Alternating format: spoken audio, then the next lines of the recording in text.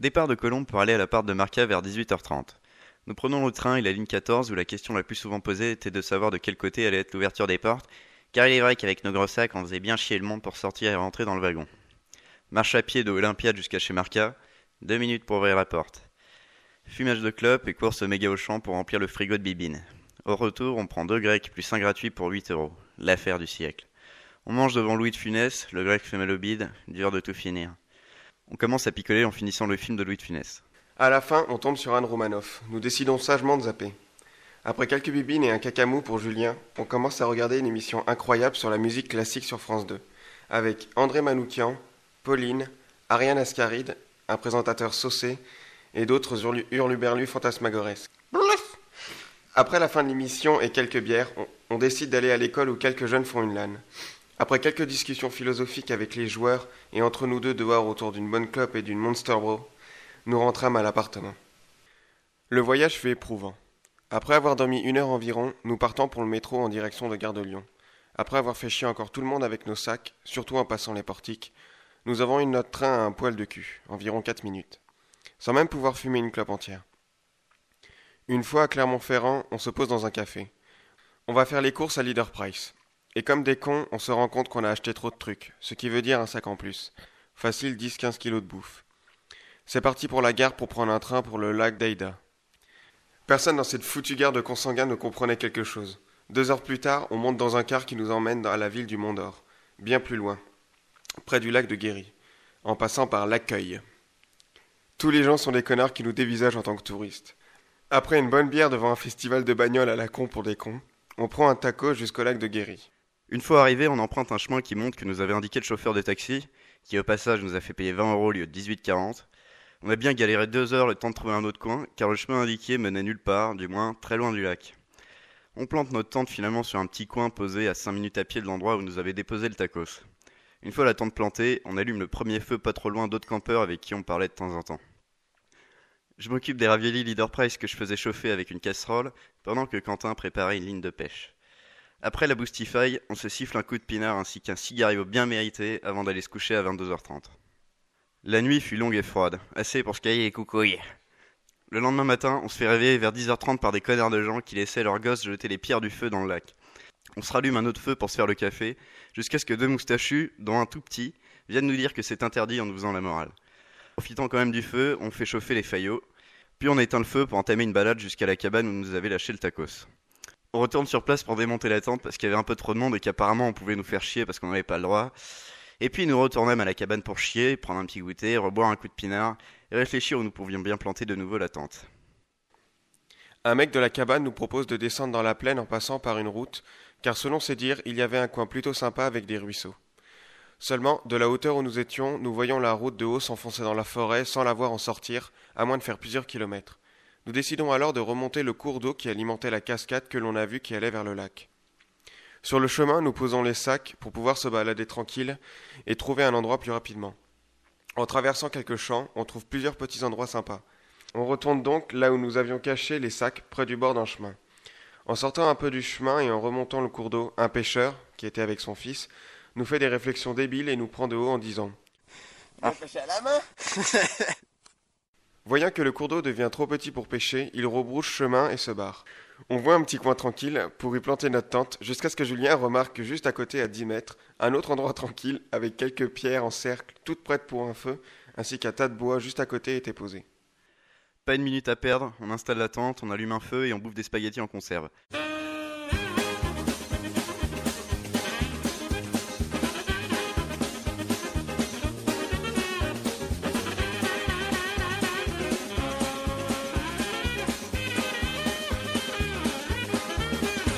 Malgré encore une journée fatigante, on veille un peu au bord du feu en se racontant de la merde totale, de la musique jusqu'au cul, en passant par des discussions philosophiques à la con sur le destin et le hasard, le tout accompagné d'une bouteille d'1,5 litre de Sky. C'est parti pour dormir, il fait encore super froid mais cette fois on dort habillé, on veut pas mourir tout de suite. La moitié de la bouteille est partie. Le lendemain matin, on se réveille avec le soleil et les oiseaux, vers 13h30, puis on se prépare un petit café, eau du ruisseau plus café soluble, sans sucre, avec un petit cigario. On va pêcher un peu plus loin, mais sans succès. On installe un mini-toit avec la bâche, ainsi qu'un rondin de bois pour s'asseoir. Puis on se pose après avoir préparé le feu pour le soir, et chacun profite du silence pour faire des choses inutiles. Je m'en vais un peu plus loin dans un champ en croyant avoir vu quelque chose bouger. Après une lutte acharnée, je reviens avec une minuscule grenouille que l'on entre dans un bocal de faillots.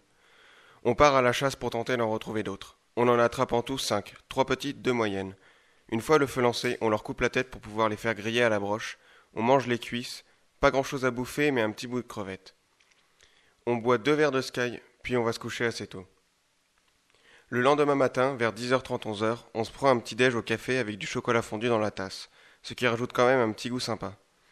On range toutes les affaires dans la tente, puis nous faisons 10 kilomètres à pied en direction du Mont d'Or. Le tout au soleil, en faisant du stop. Jusqu'à la 100e voiture, où avec un panneau, on se rend compte qu'il reste juste 3 kilomètres à marcher avant l'entrée de la ville. On a donc décidé de continuer de marcher. On va manger un morceau avec une bonne pression. Julien s'achète un stick à lèvres à 5 €. Puis on va à l'office du tourisme pour se renseigner pour les campings et les chemins de randonnée pour retourner plus rapidement au lac. Une jeune fille plutôt sympa et mignonne nous a donné toutes nos infos. On va à Leader Price pour s'acheter de l'alcool et du poulet. Et aussi des mouchoirs, pour les chiottes. On retourne à la gare pour prendre le tacos. Pendant que je vais me renseigner pour le camping à côté de la gare, le moustachu du taxi arrive. Il va nous raccompagner jusqu'au lac. Sur le chemin, je me tape une grosse barre car le chauffeur raconte vraiment de la merde.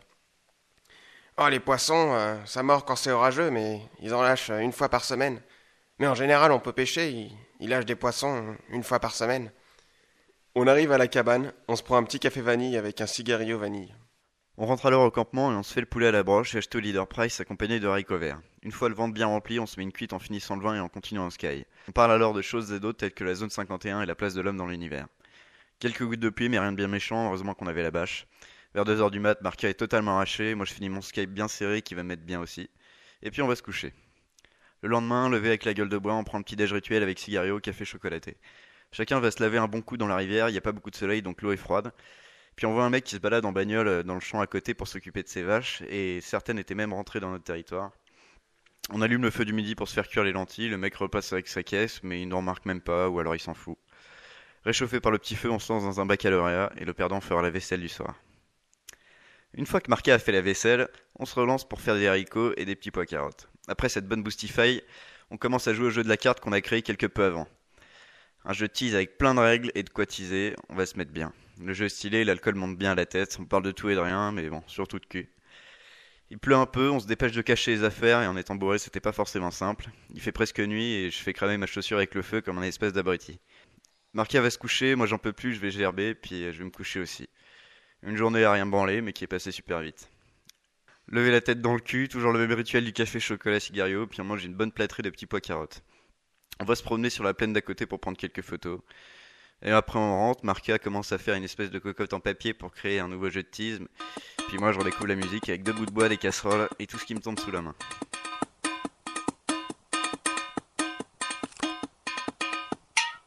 Ah. Après les raviolis, on rejoue au jeu de la carte car il avait l'air beaucoup plus intéressant que la cocotte. On essaye de survivre avec le peu de tease qui nous reste, même sous une tempête assez abondante. Après un cigarillo, on va se coucher. Le lendemain matin, réveil éclair par un mirage de l'armée qui nous éclate les oreilles. Vaisselle des raviolis et préparation du café, jusqu'à ce que Julien fasse tomber l'eau dans le feu. On décide alors de partir maintenant et de prendre le café à la cabane. Une fois motivé, on part de la cabane pour 10 kilomètres à pied avec les sacs à dos. 2 heures de marche pour arriver au Mont d'Or avec 3 pauses Coca-Clop. On arrive enfin au camping où l'on se pose sur l'emplacement en face d'une jolie jeune fille. En montant la tente, son mec apparaît. Le sourire nous quitte des lèvres. Chacun prend une bonne douche, chaude, et on va payer la nuit de camping. On va ensuite au centre-ville et on se prend une bonne mousse avec de quoi bouffer. On n'avait pas mangé depuis les raviolis. Une fois avoir bien mangé, on va faire les courses à Leader Price pour s'acheter de la tisse pour passer une bonne soirée avant le retour. Arrivé au camping, on commence à prendre l'apéro vers 18h30, en hésitant à poser un panneau pour inviter quiconque veut pour teaser avec nous. Vers 20h, étant encore seul, je vais proposer aux 2 jeunes d'en face, dont la jolie fille et sûrement son copain, de boire un petit verre de vin du Cubi, les 3 marcassins. Ils acceptent et viennent alors boire un verre. Dur de trouver un sujet de conversation, mais ça vient en fait. La vie étudiante, les vacances, les bougnats. Au bout d'1 heure environ, les 2 jeunes nous disent qu'ils vont dans un bar au centre-ville, ouvert jusqu'à 1 heure du matin environ, où les gens ont l'air à peu près sympas. On les suit et on découvre un petit bar troqué avec une dizaine de personnes dont la moitié sont des vieux poivreaux avec leur nom gravé à leur place. Quel pilier de bar! Un truc nickel, au comptoir on peut fumer. C'est parti pour se marrer, on dit de la merde, les gens rigolent, c'est du n'importe quoi. On goûte une bière à la liqueur de châtaigne et Marqué a le cul élargi de 5 mètres tellement il kiffe ça. Des poivrons nous parlent, on comprend pas, ou à moitié, on rigole, eux aussi. Au bout d'un moment, les deux jeunes avec qui on a fait connaissance au camping se barrent en disant au revoir au vieux pilier, mais nous, on peut aller se faire enculer. Un motard à lunettes arrive avec des potes, il nous parle de sa vie, on s'en fout. Énervé par le départ des deux autres, j'ai un peu la tête qui tourne, on se rend au camping pour continuer le cubi de pinard peu entamé, avec un coup dans le pif et on commence à dire de la merde sur les deux jeunes. Puis la fille sort sa tête de la tente pour nous dire qu'elle nous a pas dit au revoir parce qu'ils étaient fatigués. On retrouve le motard à lunettes qui est là avec ses potes, on leur propose de les rejoindre, ils acceptent, on va à la tente manger un morceau, puis on va se coucher. Je passe une grosse nuit merde en me levant 6 fois pour aller chier, puis aller gerber dans une douche. Et on se réveille à 8 heures du mat à cause de la lumière et du bruit de tous les connards autour. Du coup, on va au centre-ville se prendre un café, puis on revient en camping, défaire la tente et se barrer. On attend le quart 3 quarts d'heure, puis on a 3h30 à attendre pour le train de Paris. On prend un café pour avoir des chiottes, puis on glande comme des cons à rien faire, rien dire, tellement ça nous saoulait d'attendre. On est juste pressé de rentrer, prendre une bonne douche, toucher à nos PC, nos guitares, écouter de la musique et pouvoir se toucher. Une fois monté dans le train, on glande rien de spécial.